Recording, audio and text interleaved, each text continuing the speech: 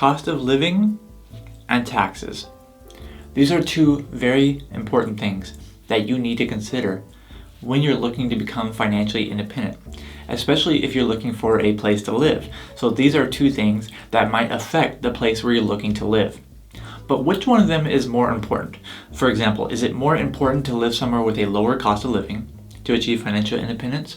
Or is it more important to live somewhere with a low tax rate? That's exactly what we're going to talk about today. Now stay to the end to find out what both of these factors mean for you and your financial independence. The short answer is I believe that the cost of living has a much bigger effect than the local taxes. So I think that cost of living is a lot more important to consider when it comes to financial independence than actual total tax burden. When we're talking about cost of living, what we're talking about, we're pretty much talking about everything. So cost of living mostly consists of housing, transportation, it consists of utilities, it consists of food, and it consists of actual taxes. So taxes are included in the cost of living. So when we're talking about cost of living, it's going to include pretty much all those. Those are pretty much the major things that it is going to include. Let's give a really cool example. So within the United States, the state with the highest cost of living on average is going to be the state of Hawaii. Hawaii has a cost of living index of 192.9, and that is the highest in all of the United States on average.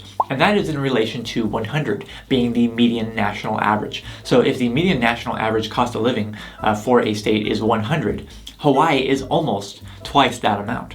On the other hand, the state in the United States with the lowest average cost of living is going to be the state of Mississippi. You know how to spell it, Mississippi. But Mississippi has a cost of living index of 86.1. And as I mentioned, that is the lowest. And so compared to the average of 100, Mississippi is a lot lower. And essentially what this means when it comes to cost of living is that if you have $1 in Mississippi, you're going to be able to buy a lot more goods and services than you are if you have $1 in the state of Hawaii.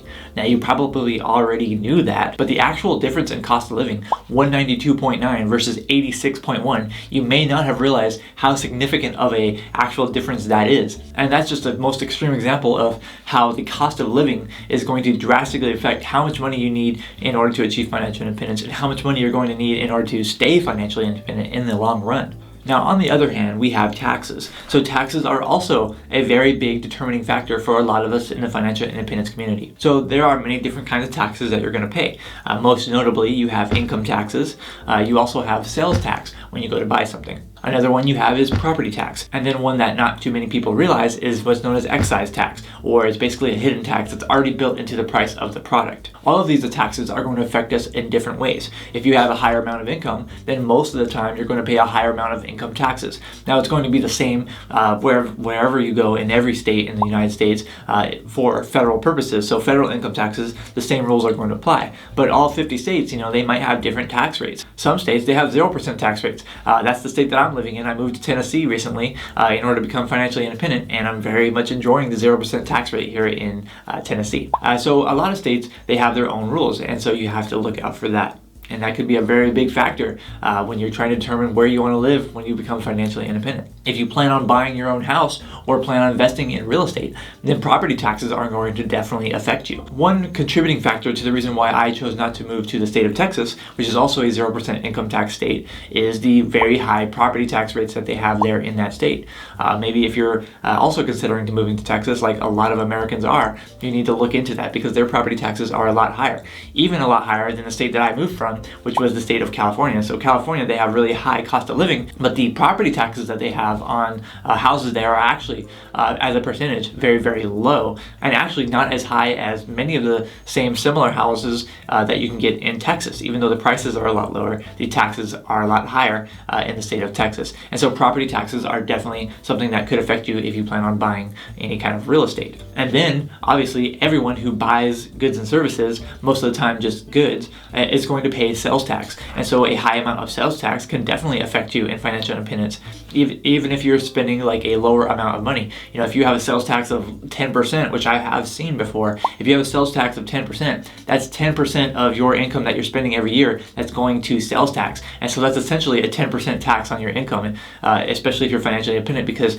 in many cases, your income is your expenses. You take out how much money you want to spend, that becomes your income, and then you spend it while you're financially independent, and that becomes your expenses. And so if your expenses, your income is your expenses, then the sales tax is essentially a tax on that income. Let's look at a pretty cool extreme example. Just like we looked at cost of living between Hawaii and Mississippi, let's look at a extreme tax example. So the highest tax burden on average in the United States is the state of New York. New York has the highest tax burden per citizen on average, and that is at 12.79%. Total tax burden is supposed to include like income tax, sales tax, property tax, and all of those, and it's supposed to be like an aggregate average of all of those. So if you are making $40,000 per year when you're financially independent and you're paying 12.79% of all of that money into taxes, then that would be $5,116 of taxes you are paying annually if you were to live in the state of New York and pay those average taxes.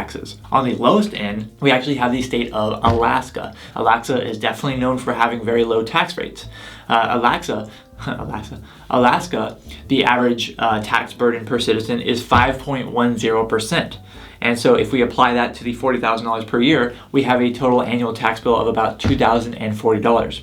And this is a difference of $3,076 less in taxes that you're paying in the state of Alaska with their average tax rates than you are paying in the state of New York with their average tax rates. And so that is the most extreme example, but as you can see, that is only a $3,000 difference. The cost of living is going to be much more significant, and that's why in the short answer I mentioned before, I think that cost of living should be a much bigger determining factor for you if you're looking to become financially independent than should taxes. And that can lead me into explaining a little bit more on why cost of living is so much more of a bigger factor, especially when it comes to financial independence. But before I move on really quick, please make sure that you like this video, give it a thumbs up. It really does help me out, and I really do appreciate that. It helps the YouTube algorithm know that you want to spread this message to other people that really definitely need to hear it. So thank you so much for hitting that like button. And now we can move on to what cost of living versus taxes means for your financial independence plan.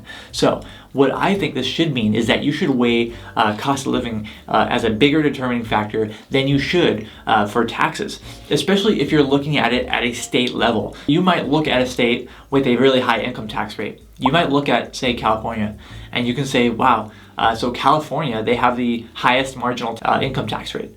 And you might say, well, I definitely don't want to move there.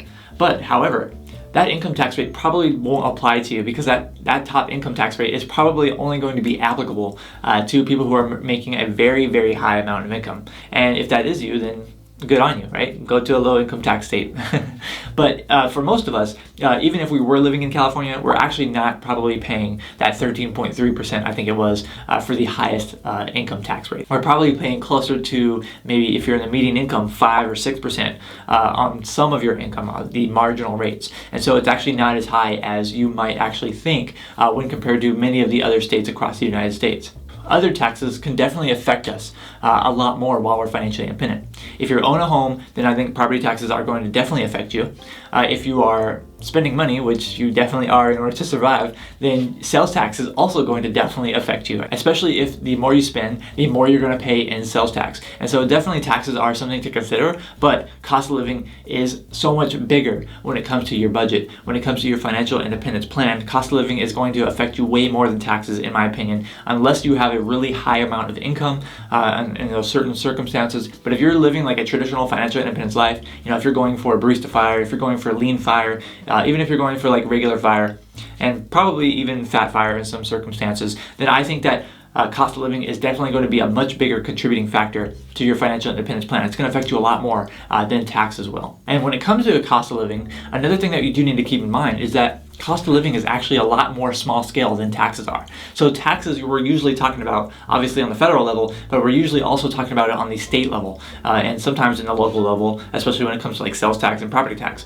But in most cases, when we're talking about cost of living, it's not really that applicable to look at a statewide level, because within a state, there can be many different kinds of places you can live, and within those many different places that you live, there are going to be much like drastically different costs of living in order to live in those places. Going back to a really expensive place to live in California, because I'm a little familiar with it, if you're living in those really big cities like Los Angeles or San Francisco, this cost of living there is extremely high. But if you move into like the center of California, the cost of living there is actually not that high, especially compared to those other two cities. So you can actually get, in the middle of California, there are houses that you can get for $250,000, or close to the median national average, compared to houses that are 3 or 4 times that on average in those large cities. And that's just one example because it's a little bit more familiar with me, but every single state is going to have areas that are extremely expensive. Go to Georgia too. You can look at Atlanta, if you're living in like downtown Atlanta or somewhere in that metropolitan area, it's actually probably pretty pricey.